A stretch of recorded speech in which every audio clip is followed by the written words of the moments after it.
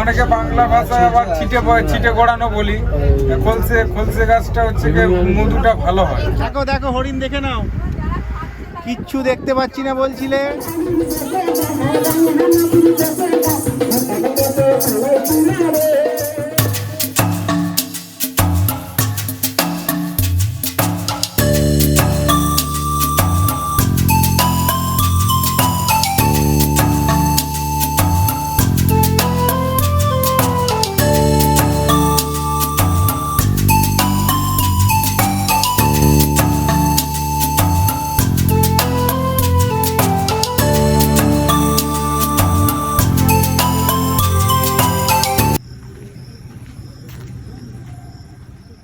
নমস্কার বন্ধুরা, শুভ সকাল। আমরা রয়েছি পাখিরালা বলে যে সুন্দরবনের জায়গা। কালকে যেখানে ঢুকলাম এসে আমাদের লঞ্চটা যেখানে ড্রপ করলো, আজ এখন বাজে সকাল 6:30 হয়ে গেছে। কালকে রাত্রে সকালবেলা লঞ্চে অত রকমের ইলিশের পদ খেয়ে তারপরে তো আপনাদের সবগুলোই দেখালাম। তারপরে বিকেলে ওদের ফ্রুট ছিল, পেয়ারা দিল। হোটেলে আসার পর সন্ধ্যেবেলা বেশ একটা বাউল সঙ্গীত, ভাটিয়ালি গান হলো, খুবই সুন্দর। তার সাথে আমরা চা পকোড়া খেলাম এবং রাত্রিরেও আবার একটা বেশ ভালো মেনু ছিল, ভাত ডাল আলু ভাজা, আর তার সাথে ছিল মাটন কষা। তো একদম মানে খাওয়া দাওয়ার এলাহি ব্যাপার। সকাল সকাল উঠে গেছি, আমাদের বলেছে 7টার সময় লঞ্চ ছাড়বে। আজকে যে যে স্পটগুলো সব জায়গাগুলো মানে এবার জঙ্গলের জায়গাগুলো নিয়ে যাবে। সন্দেশে পিছন দিকে সোজা চলে গেলাম। আমি ওই যে মোড়টা ছিলাম ওটা পাখিরালা মার্কেট, যে জায়গাটা থেকে আর কি আমাদের হোটেল রিসর্টগুলো রয়েছে। পিছন দিকে সোজা চলে গেলে মিনিট 15-20 গেলে গোসাবা চলে যাচ্ছে, যেটা এদের প্রাইমারি জায়গা গোসাবা। এখানে আর কি মোটামুটি ডেলি নিডস যা যা সবই পাওয়া যায়। চিকিৎসা ব্যবস্থা অত ভালো নেই, ছোট হেলথ সেন্টার আছে, কিন্তু ওই জায়গাটা আর কি গোসাবাটা তবু ডেভেলপ। যেখানে আমরা কালকে গেছিলাম রবীন্দ্রনাথ ঠাকুরের যে বিকন বিল্ডিং, বিকন বাংলো যেটা আছে সেইটা। তো মোটামুটি মানে একটু রাস্তাঘাট উন্নত হচ্ছে আস্তে আস্তে। এখানকার মানুষের যাতে আরও উন্নতি হয়, আরও যাতে রাস্তাঘাট সরকার যাতে দেখে, সেটাই কামনা করব। তো খুব সুন্দর লাগছে পরিবেশ, কোনো কোলাহল নেই, কোনো যানবাহন নেই। মানে সকালবেলাটা এত শান্ত স্নিগ্ধ। মানে পিছন দিকটা দেখুন, চারিদিকে জলাশয়, মাঠ ঘাট, এত সুন্দর রাস্তা, দুর্দান্ত লাগছে। কবে দেখা করো বলো?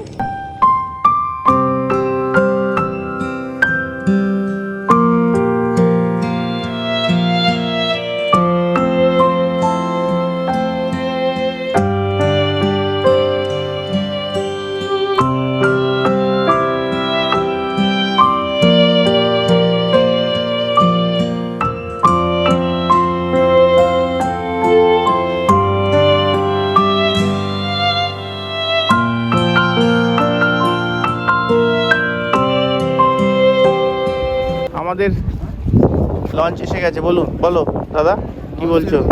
আমরা যে ডান সাইডে, ডান না মা? আচ্ছা, সরকার দা এসে গেছে, লঞ্চ ছেড়ে দিয়েছে আমাদের। চলো বাবা, হ্যাপি জার্নি।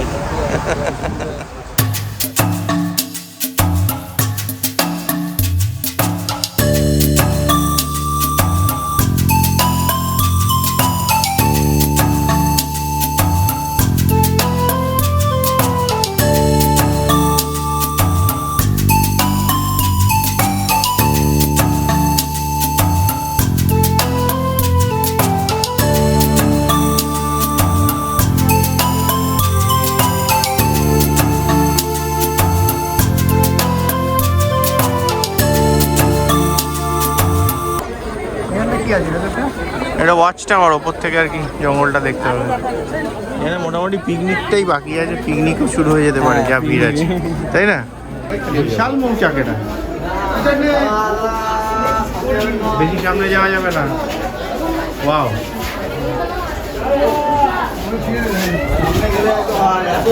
ভাই পুরো ফাঁকা হয়ে যাবে জায়গা।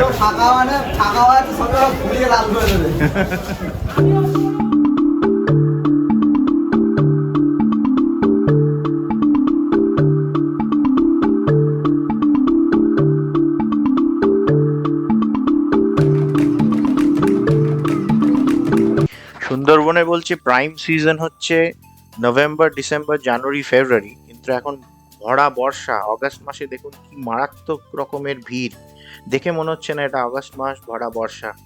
কর্তৃপক্ষের কাছে আমার একটাই দাবি, এই লঞ্চে ওঠা নামাটার দিকে একটু অ্যাটেনশন দেওয়া অত্যন্ত জরুরি।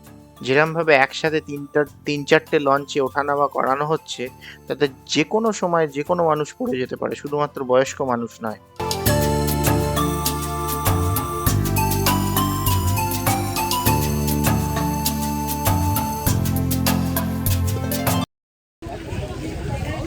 ওরা এখন এসে গেছি সুধর্ণখালি ওয়াচ টাওয়ার। বৃষ্টি এসে গেছে, ঝমঝমিয়ে বৃষ্টি, অপূর্ব সুন্দর, চারিদিকে ফেন্সিং করা। আচ্ছা, আমরা রয়েছি হচ্ছে এইখানে। এর আগে দেখলাম সজনেখালি, এখানে এখন হচ্ছে সুধর্ণখালি। এই জায়গাটা আরো ভালো। ওই দিকটা দেখো, ওই দিকটা দেখো, পুরো একদম জঙ্গল, পুরো জলে ভেসে গেছে অলরেডি এখানটা এখন। হ্যাঁ,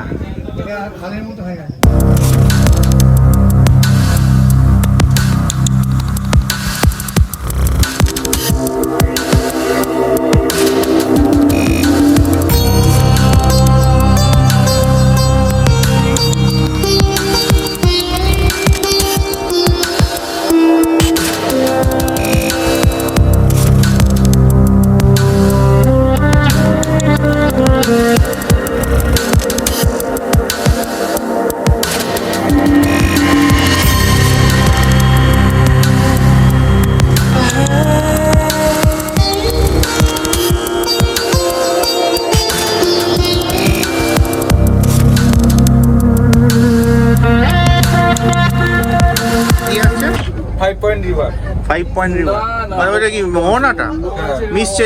কি কি নদী মিশছে ওখানে? এটা হচ্ছে যেটাতে যাচ্ছে এটা বড় গাছিখালি, এটা বড় গাছিখালি। ওই সাইডটা ওইটা চলে গেছে, ওটা হচ্ছে বিদ্যা নদী। বিদ্যা নদী, হ্যাঁ। আর আরো পার হলে দেখতে পারবেন, একটা সোজা চলে গেছে বে অফ বেঙ্গল, আর ডান দিকে চলে গেছে মাতলা, আর বাঁ দিকে হচ্ছে কি নবাকি। আচ্ছা, হরিণ তো এনি টাইম দেখা যায়। শীতকালে তোমার চড়গুলো তো দেখা যাবে, এখন ধরো একদম পুরো ঢাকা পড়ে গেছে জলে। বর্ষার সময় যেহেতু জলের মানে কুমির, তারপরে হরিণ, এগুলো অন্তত দেখা যাবে। কুমির তো 100% দেখা যায়। কুমির তো দেখা যায় শীতকালে, কেন কুমির হচ্ছে কি ড্যাঙাতে উঠে শুয়ে থাকে। এই যে গাছগুলো দেখছেন, এক এক জায়গায় কিন্তু এক এক রকম গাছ। হ্যাঁ, কোন এই গাছগুলো ফলছে? আচ্ছা, আমরা অনেকে বাংলা ভাষায় আবার ছিটে গড়ানো বলি। খলসে গাছটা হচ্ছে কি মধুটা ভালো হয়, এদের সব থেকে ভালো মধু। হ্যাঁ, মানে পিওর একদম টেস্টি হয়, ভালো হয়। এর যখন ফুলটা ফোটে তখন অন্য গাছের ফুল ফোটে না, ওই জন্য এর মধুটা, সিঙ্গেল মধুটা ভালো টেস্টি হয়। যখন এর ফুল ফুটে মধু সংগ্রহ হয়ে যাবে, তারপরে বাকি গাছের ফুল ফোটে। আচ্ছা, তখন ওটা 5 মিশালি হয়ে গেল ওই মধুটা। দেখবেন ফেন্সি আছে, তার অপোজিটে ভাবে গ্রাম আছে। হ্যাঁ, দেখলাম আমি ওই দিকগুলো পুরো, যেখানে যেখানে ডবল ফেন্সিং গ্রাম আছে, এগুলো তো পুরো ফাঁকা, যেহেতু দুদিকেই জঙ্গল, খোলামেলা। আর এইগুলো তো সব চট করে আসে না মনে হয়, না অনেকটা চওড়া তো। মোহনার কাজগুলো কি বেরোয় বাঘ? হ্যাঁ, মোহনার এই দিকগুলো বেরোয়? এই দিকটা অতটা আসে না, মাঝে মাঝে মানে ওপারে চলে পার হয়। কারণ এইটা তো পার করতেই পারবে না অনেক। না, এই নদীটা পার হয়ে চলে যায়। ওদিকে চলে যায়? হ্যাঁ, হ্যাঁ, এইটা পার হয়ে যাবে, পার হয়ে চলে যায়। এত চওড়া? আপনি ভাবুন, আমি হয়তো দেখিনি, আপনারাও দেখিনি, আপনারা আমার কাছে শুনছেন। ফরেস্ট ডিপার্টমেন্ট ওখান থেকে বাঘ ধরেছে, তাহলে বাঘ ওপারে তো জঙ্গল নেই, তাহলে বাঘটা গেল কোথায়? নিশ্চয়ই এপারে জঙ্গল আছে, এপার থেকে ওপারে গেছে, ওপার থেকে বাঘ ধরে নিয়ে গেছে।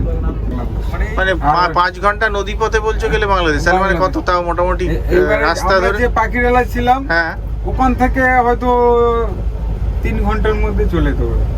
আচ্ছা, আমরা পাখিরালা থেকে আরো অন্য মানে এই ওপর দিকে উঠে গেছি।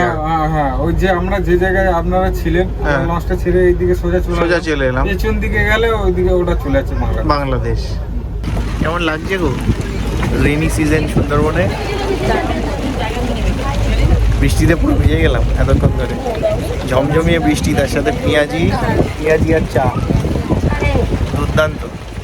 সুইমিং করছে আমাদের সামনে পড়ে। আমার কাছে ভিডিও একটা আছে, সুইমিং করতে করতে যখন এই জলের লঞ্চটা মাঝখানে চালাচ্ছ। যখন চলে আসে তখন কি হয়, তখন ও মানে আমাদের চোখের সামনে পড়ে গেলে তখন দেখতেও ভালো লাগে, আর ও মানে তার যেতে পারে না, গা লুকাতে পারে না, জলের মাঝখানে তো মানে সুইমিং করছে, সেই সময় আমরা এরকম গায়ের কাছে চলে যাই, তখন দেখতে পাই, দেখা যায়, কষ্ট দেখা যায়।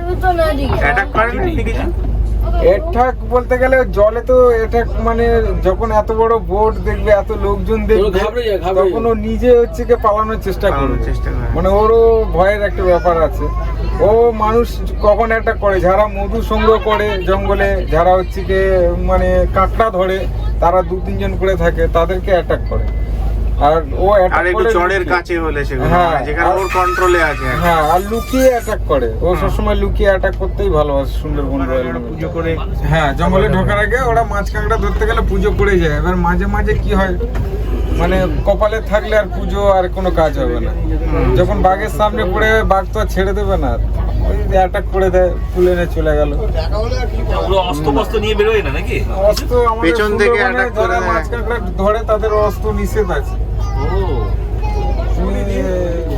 আমি শুনেছিলাম হচ্ছে কি সিপিএম পিরিয়ডে হচ্ছে কি জ্যোতি বসুর আমলে আমাদের মুড়িঝাপি বলে একটা জঙ্গল ছিল। মরিচঝাপি, হ্যাঁ, হ্যাঁ, ওই মুড়িঝাপি জঙ্গল, হ্যাঁ, মুড়িঝাপি জঙ্গলটা হচ্ছে কি বাংলাদেশ থেকে যারা হচ্ছে কি চলে এসেছিল হিন্দুবাসীরা, হ্যাঁ, হ্যাঁ, তারা এসে ওই জঙ্গল কেটে মানে বাসস্থান করার জন্য জঙ্গল কেটে হচ্ছে কি মানে ঘর বাড়ি করছিল। এবার সরকার দেখতে পাচ্ছে যে যদি জঙ্গল কেটে যদি বাসস্থান করে ফেলে, তাহলে আমাদের বন্য প্রাণীগুলো অসুবিধা হবে, তারপর আমাদের পৃথিবীর ভারসাম্য বলে একটা ব্যাপার আছে, সেটাও নষ্ট হবে। তখন সরকার থেকে কি করলো, ওই যারা যারা বাসস্থান বানিয়েছিল তাদেরকে ওখান থেকে তুলে দিচ্ছিল। এবার যারা যাচ্ছিল না তাদেরকে মেরে পিটে মানে সরিয়ে দিচ্ছে। এবার যখন ওদের সঙ্গে, যখন আমাদের সেনাদের সঙ্গে যখন গন্ডগোল বেঁধে যায়, তখন ওদের কাছে এরকম মানে তীর ধনুক দিয়ে মারছিল, আর এরাও তখন গুলি চালিয়েছিল, মানে অর্ডার দিয়ে দিয়েছিল যে না শুনলে গুলি চালিয়ে দেবে বলে গুলি চালিয়ে দিচ্ছে। প্রচুর লোক মরেছিল মরিচঝাপি জঙ্গলে। এখন হচ্ছে কি আমাদের লোকাল এরিয়া যত মানে গ্রাম আছে সবাই সাপোর্ট করে, ফরেস্ট ডিপার্টমেন্টকে সবাই সাপোর্ট করে, আর ফরেস্ট ডিপার্টমেন্ট হচ্ছে কি এই সাপোর্টটা পাওয়ার জন্য আমাদের সুন্দরবনে যত ইনকাম মানে এই যত টুরিস্ট আসছে, পার হেড 120 টাকা করে আমাদের পারমিশন করে জঙ্গলে ঢুকতে হয়।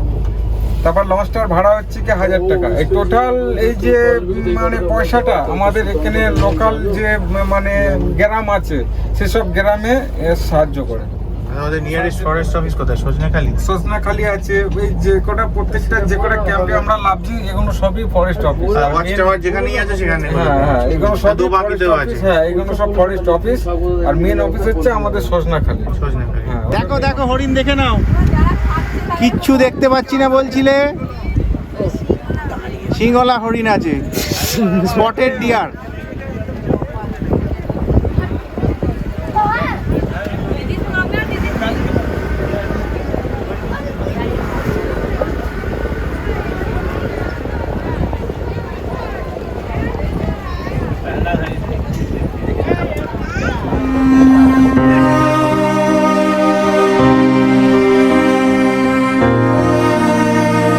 প্রথমটা হলো সজনেখালি, তারপর হলো সুধন্যখালি, এখন আমরা এসেছি দোবাকি। দোবাকিতে এটা 500 মিটারের একটা লম্বা ওয়াক ওভার ব্রিজ জঙ্গলের মাঝখান দিয়ে। বৃষ্টিটা পুরো থেমেছে এতক্ষণে, অনেকক্ষণ পরে ঝমঝমিয়ে পুরো বৃষ্টি পড়ছিল। শুকিয়ে গেছিস কিরে? জামা কাপড় শুকিয়েছে? আমি তো পুরো প্যান্টটা, আমার জিন্স একদম ভিজে রয়েছে। এই যে লাল কাঁকড়া, প্রচুর ছোট ছোট লাল কাঁকড়া। ভয়ঙ্কর হিংস্র পরাক্রমশালী জঙ্গলের রাজা বাঘ তার নিজস্ব গরিমার জন্য চিরকাল সবার সমীহ আদায় করে এসেছে। ভয় মিশ্রিত শ্রদ্ধার জন্য হয়তো প্রাচীনকাল থেকে মানুষ বাঘকে পূজা করে এসেছে। মহেঞ্জোদারো ও হরপ্পার ধ্বংসাবশেষেও তার নিদর্শন পাওয়া যায়। বঙ্গদেশে অনেক জায়গায় বাঘকে পূজা করা হয়। সুন্দরবনে বাঘ দক্ষিণ রায় নামক দেবতা বলে প্রচলিত এবং পূজিত। সুন্দরবনে বাঘ দেবতা দক্ষিণ রায়ের পূজার সাথে সাথে বাঘের আক্রমণে রক্ষা কর্ত্রী হিসাবে আর এক দেবী বনবিবির পূজা বিশেষ প্রচলিত। আমরা এখন এই দোবাকিতে দেখছি দেবী বনবিবিকে। হরিণ দেখা যাচ্ছে 3টে। হ্যাঁ, এই তো এখান দিয়ে দেখুন, বড় বড় 3টে হরিণ।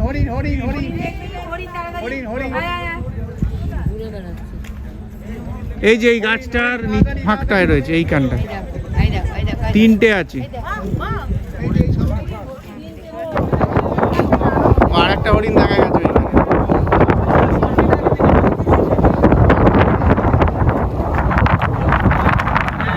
আচ্ছা, এখানে হচ্ছে ভাত আর লেবু দিয়েছে।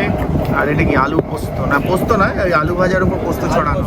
এটা কি গো? কচু শাক, ইলিশের মাথা দিয়ে। ও ইলিশের মাথা দিয়ে কচু শাক, ভালো খেতে। তুই নিলি না? ভালো। কি এনেছো? আচ্ছা দাও, কচু শাক দিয়ে ইলিশটা হেভি খেতে হয়েছে। এই পাতুরি দাও।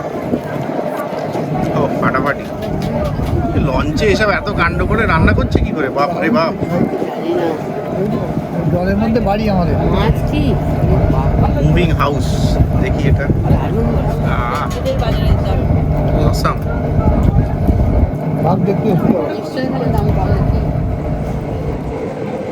ফাটাফাটি খেতে পাতুরিটা। হ্যালো বাবা। নেক্সট কি গো? চিংড়ি, বাগদা চিংড়ি। ও বাগদা চিংড়ি। ও চাটনি এসে গেছে। আমাকে এইখানটা দিয়ে দাও। তোমার নামটা কি গো? ছোট্টু। ছোট্টু। ছোট্টু আর ওই ভাইটার নাম? বিশাল। বিশাল আর ছোট্টু আমাদের মানে এত খাইয়েছে দুদিন ধরে ফাটাফাটি। বিশাল তোমাদের কুক কে গো? তাকে থ্যাংক ইউ জানিয়ে দিতে হবে। ভেতরেই আছে? আচ্ছা, আমি থ্যাংক ইউ জানিয়ে আসবো। মুসম্বি লেবু এসে গেছে, নাও। Thank you.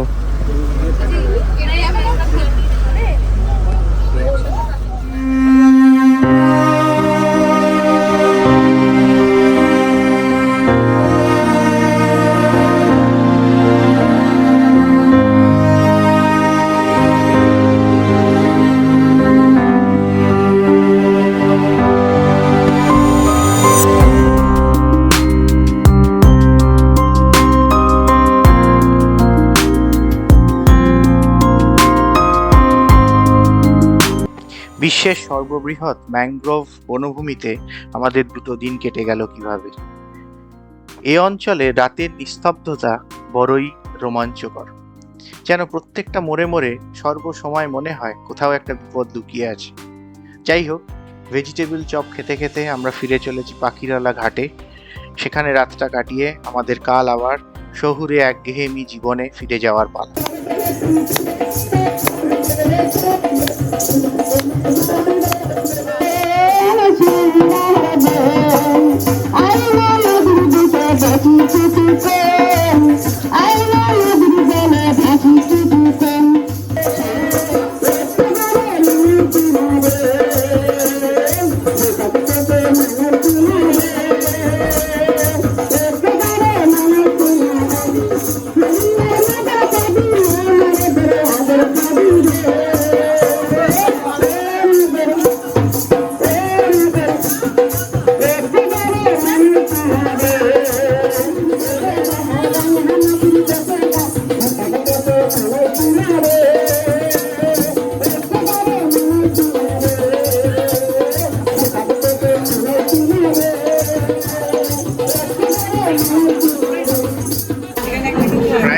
চিলি চিকেন তো নাকি? আজ মেনু কি গো?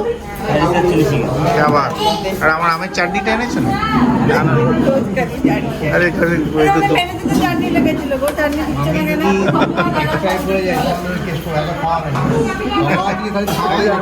প্রচুর খাইয়েছে, প্রচুর।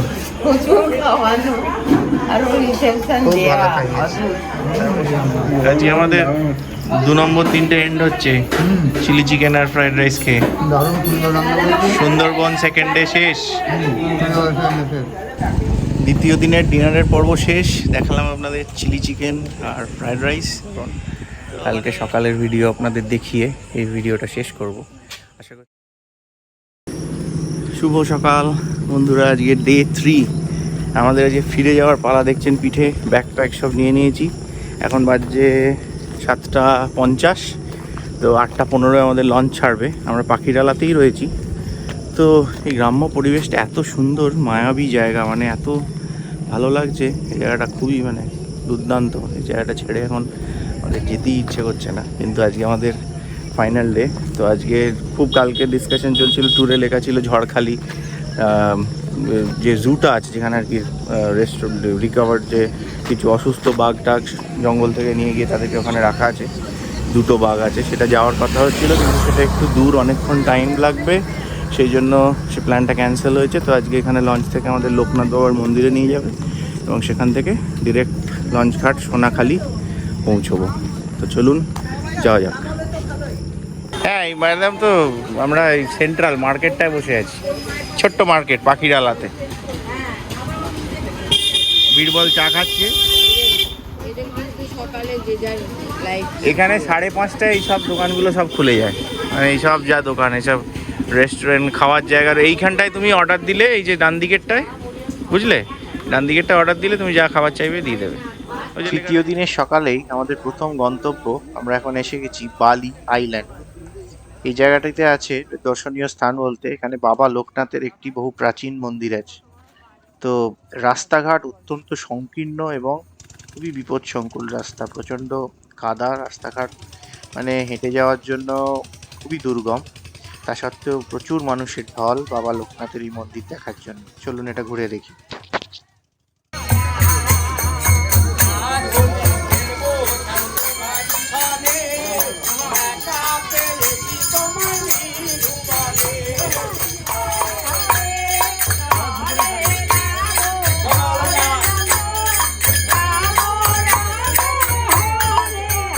কি আছে গো এটা? ফিশ কচুরি? ফিশ কচুরি আর হচ্ছে তৃতীয় দিন সকালে আমরা বাবা লোকনাথের মন্দির দেখে ফিরে যাওয়ার পালা।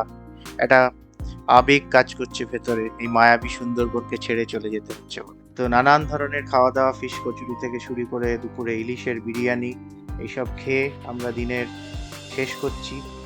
বেলা 3:30টার সময় আমরা পৌঁছলাম সোনাখালি ঘাট এবং সোনাখালি ঘাট থেকে ডাইরেক্ট গাড়ি করে আমরা চন্দননগর পৌঁছলাম রাত 9:30। আশা করছি আপনারা ভিডিওটা উপভোগ করলেন। কেমন লাগলো বিস্তারিত কমেন্টে অবশ্যই জানাবেন। আপনারা প্রত্যেক ভিডিওতেই প্রত্যেকটা যে কমেন্টগুলো করেন, অতি মূল্যবান কমেন্ট, সেগুলোর আশায় আমি থাকি। ভালো থাকবেন, সুস্থ থাকবেন, সাবধানে থাকবেন এবং অতি শীঘ্রই আরও একটা নতুন ভিডিও নিয়ে আপনাদের জন্য হাজির হচ্ছি। ধন্যবাদ।